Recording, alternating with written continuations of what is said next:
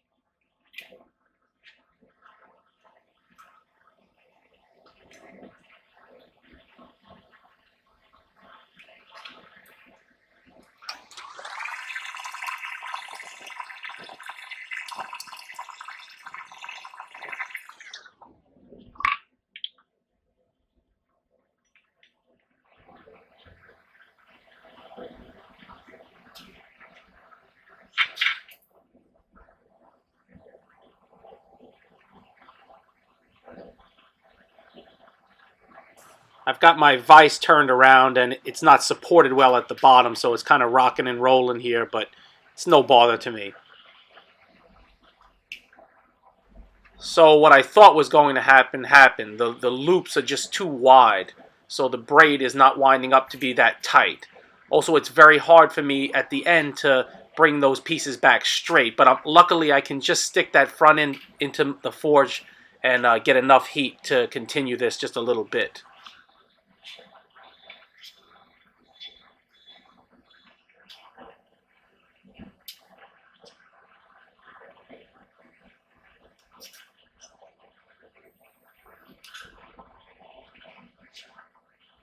Boy, this is really becoming a jumbled mess. But I want to stress that you should continue to work through stuff like this and just see where it leads. You might be pleasantly surprised with the end result.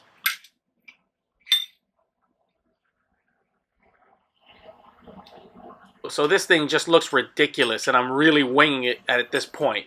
I'm really thinking hard about how I'm going to get this a little bit tighter and straighten everything up a bit.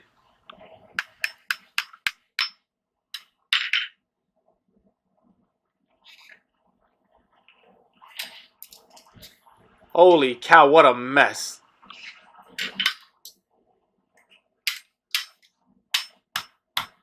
When in doubt, just beat the piss out of it. I think you'll be surprised, though, that this actually does come together pretty decently. I also want to say that I keep footage like this in my videos because I want to show you actually what I'm doing. Not everything works great sometimes, and I think that it's important for everyone to know that.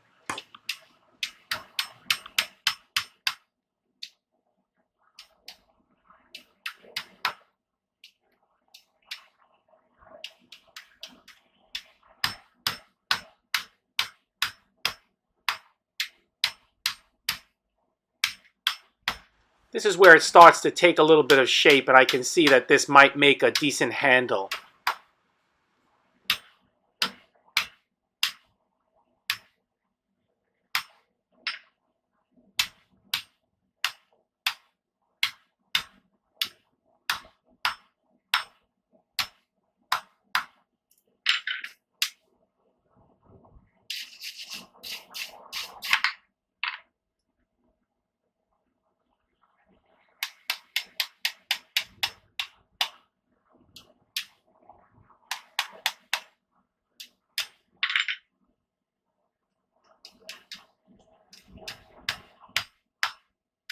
So at this point, I can see what I need to do, and I need to weld. I need to forge weld that end so it's to stop it from splaying apart and to keep it stable.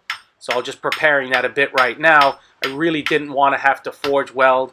I just changed the floor in my forge, and welding always does a number on that. So, but if you got to do it, you got to do it. And this is just a small piece, so shouldn't be that big of a deal.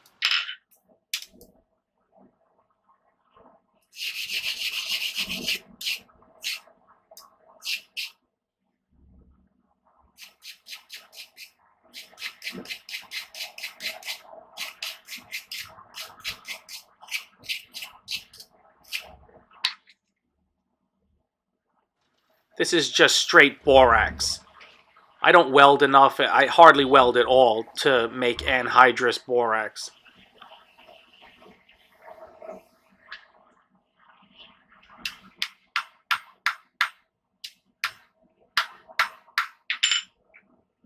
Okay, so it looks like my weld took.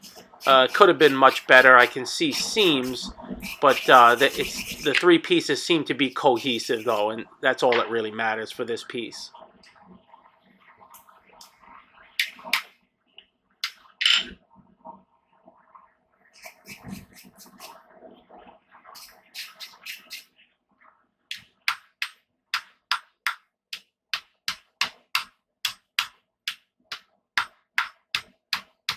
So I just took one more heat to straighten this out a bit, hammer it a little bit, and think while I'm hammering.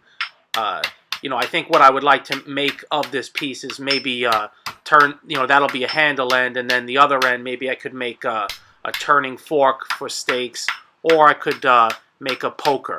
either by removing one or two of those legs. I'll definitely finish this out, and whatever I make, I'll show that in a future video. This is my first go at making a braid, and I have another idea to try something that might work a little bit better and to make that tighter.